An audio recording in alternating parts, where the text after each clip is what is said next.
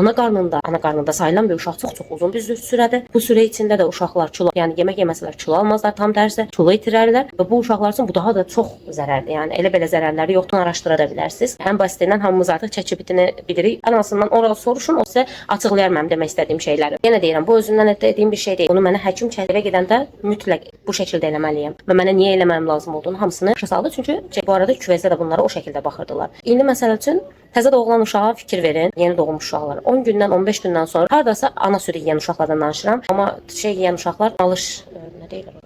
Azərbaycanda nə deyirlər unutdum. Yəni uşaq yeməyi, mama deyirlər türklər. Onu yeyən uşaqlar daha biraz gec uyanırlar, amma ana südü daha sulu olduğu üçün ana südü yeyən uşaqlar demək olar ki, diqqət eləsəz, bir çox ətrafınızdakiləri də soruşsaz deyərlər, təzə doğulan uşaqlar mədələri balaca olduqları üçün, az əmdikləri üçün, ana südü də daha sulu olduqları üçün və tez həzm olunduğu üçün demək olar 2 saatda bir oyanırlar. Təzədən yemək yemək istəyirlər yəni. İndi özləri avtomatik başlayıblar artıq 2 saat yarımda bir oyanmaya. Bəzən oyanmırlar, mən yenə də oyadıram. Çünki bunlar hələ də yeni doğulan, yəni belə deyim, bətində uşaq neçə kilo olmalı, neçə kilo ilə doğulmalıdır.